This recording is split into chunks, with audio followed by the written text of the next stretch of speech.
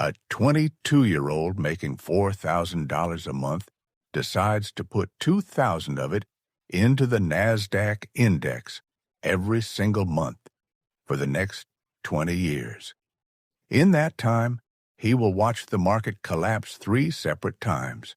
He will lose 2 jobs. He will almost lose the woman he loves over a house he cannot afford. He will stand in a hospital hallway holding a bill that could wipe him out. And one single day, 20 years later, he will set something down on his boss's desk and walk out of that building a completely different man. Everyone thinks the danger in investing is the crash. It is not. The real danger is standing in front of the biggest opportunity of your life with absolutely nothing left in your pocket to take it. Watch this to the end, because the ending changes everything you think you know about getting rich slowly. He grew up in a small town where everybody knew everybody's business before it even happened. When he was 9, his father needed $3,000 he did not have.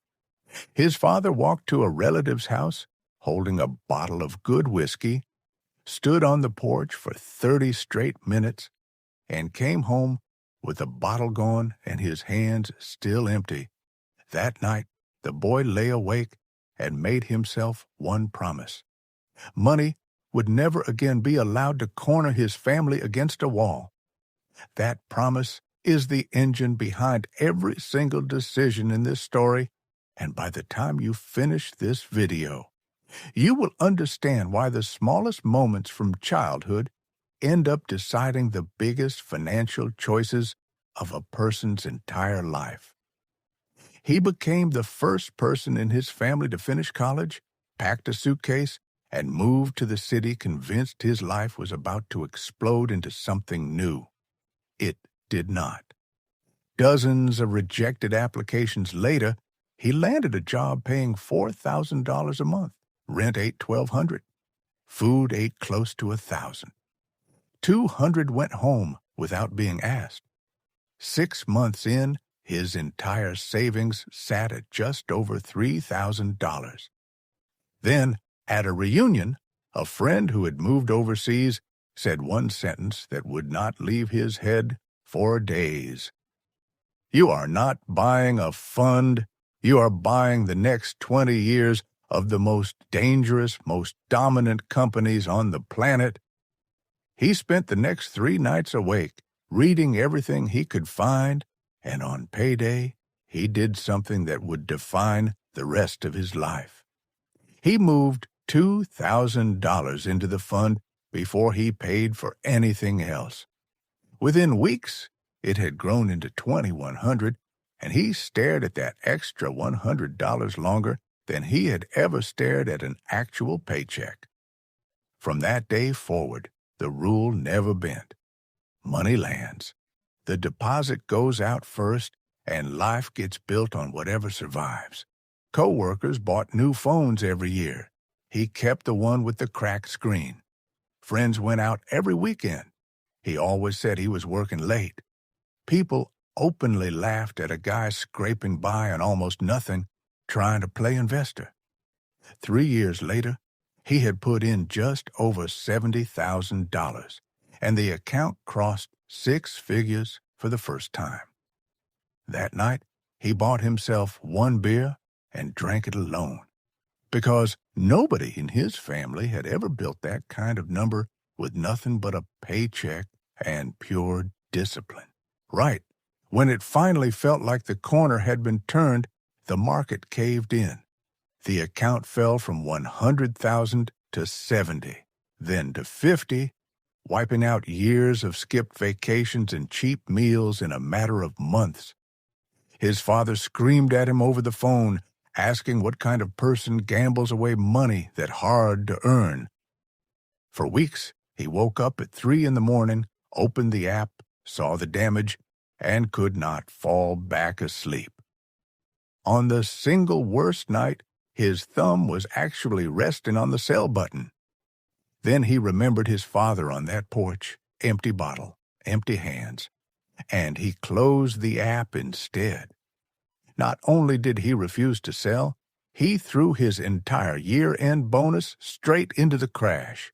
Months later, the market turned, and the exact prices everyone had screamed to escape became the fastest-growing dollars in his entire account. That was the night he finally understood the truth nobody tells you. The crash was never the dangerous part. Having no cash and no nerve left the second opportunity finally arrives, that is what actually destroys people. Keep that in mind, because it comes back twice more before this story is over. At 27, he met the woman who would become his wife. On their first date, she ordered a $6 iced coffee, and while she talked, part of his brain was quietly running the math on what $6 invested for 20 years could eventually become. She caught the look on his face and asked him flat out what he was really chasing with all this saving.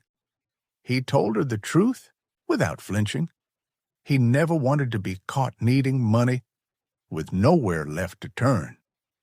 2 years later, they were engaged, and her parents demanded a down payment before the wedding could move forward.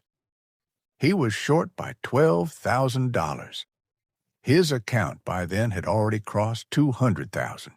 Sell part of the account and fund the house, or refuse and risk the entire wedding falling apart. He sat with that number for an entire sleepless night before finally selling half to cover the down payment. When she held the keys to their new home, she cried, and he smiled right along with her, even though some part of him already sensed exactly what was coming next. The half he sold kept climbing without him, month after month, and for weeks he would open the account, run the math on what that missing half would have been worth, and lose sleep over money that was never technically lost at all. That was the moment the real lesson finally landed on him. During a crash, people regret buying too much. During a rally, people regret buying too little. There is no version of investing that ever feels completely comfortable, and the sooner you accept that, the more years of unnecessary torment you save yourself. If any part of that just hit close to home, stay with this, because the hardest stretch of the entire story has not even started yet. At 31, their son was born, and between the mortgage, the formula, and the diapers, some months he could only spare $500 for the fund. Some months it dropped to $300. A few brutal months it dropped to $0. But the habit itself never fully died. 500 became 300, 300 became 100, and he kept that thread alive by any means necessary, while quietly building new skills and picking up freelance work on the side. His income slowly climbed from $4,000 a month to $8,000, then past $15,000, and his monthly contribution grew right alongside it until he was investing thousands of dollars every single month instead of a few hundred. At 35, the market cracked apart again. Around the office, people were dumping everything and swearing off index investing for good. In a single week, his account lost more than a month of his old salary, and his hands were still shaking as he stared at the screen. But this time was different. This time, he had already stacked a full year of living expenses in cash before the crash ever hit. So instead of panicking, he split his year-end bonus into 12 equal pieces and kept buying every single month no matter what the headline screamed. He had already survived one collapse, and now he finally understood the real secret. The people who win are almost never the ones who guess the exact bottom. They are the ones who still have cash, still have income, and still have a seat left at the table once everyone else has already walked away from it. At 37, his mother fell seriously ill, and the surgery and treatment costs climbed past $10,000. His father sat in that hospital hallway and quietly asked if they should go beg relatives for money again, the same way they had when the son was 9 years old. Instead, the son pulled out his card and paid the entire bill without a second of hesitation. His father stood there stunned, asking where all this money had actually come from. The son said, only one sentence back, "Dad, we do not have to ask anyone for anything ever again." 20 years of discipline had just paid off in the only currency that ever actually mattered. By 40, the account crossed $1 million. By 42, it crossed $2 million. The mortgage had only a few years left, and his son's education fund was already fully covered. Then his company hit a rough patch, and leadership demanded a 30% pay cut across the board, adding that jobs were scarce, and a man his age should be grateful just to still have one. 20 years earlier, that comment would have made him shrink into his chair without a word. This time, he calmly set his badge down on the table. His manager asked if he had really thought this through. He smiled and told him he had been thinking it through for 20 straight years. He left the building, stopped at a coffee shop, and bought 2 drinks, one for himself and one for his wife. He did not calculate what those 2 purchases would be worth in 20 years, not even once. He texted her to start packing because the trip they had promised their son no longer had to wait for summer. 20 years earlier, he believed buying an index fund was only about becoming rich someday. 20 years later, he finally understood what it was actually for. It was never about a number climbing on a screen. It was about paying a hospital bill the second it arrived without blinking. It was about a son getting to see the world without his father checking a balance first. It was about setting a badge down on a table and walking away with his head held high.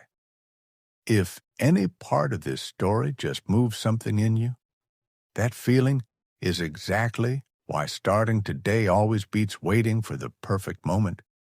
Because the version of you 20 years from now is already waiting to find out which one you chose.